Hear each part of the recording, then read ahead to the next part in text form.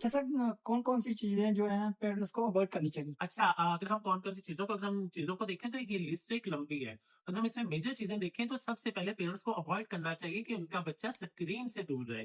چاہے وہ موبائل کی اسکرین ہے چاہے وہ LED کی اسکرین ہے.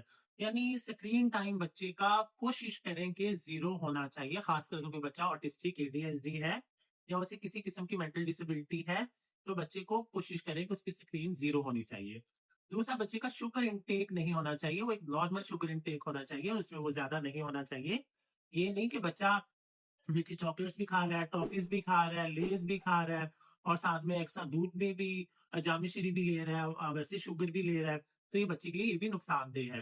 اسی طرح اگر ہم اس میں دیکھیں کہ اگر ہم بچے کی جو روٹین کی اگر کھانے کی چیزوں میں اگر ہم دیکھیں تو کاربوہائیڈریٹس بھی بہت زیادہ کنٹرول ہونے چاہیے.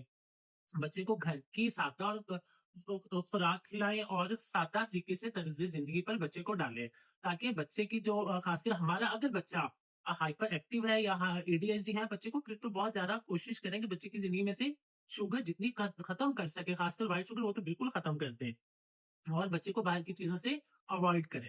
Thank you so much.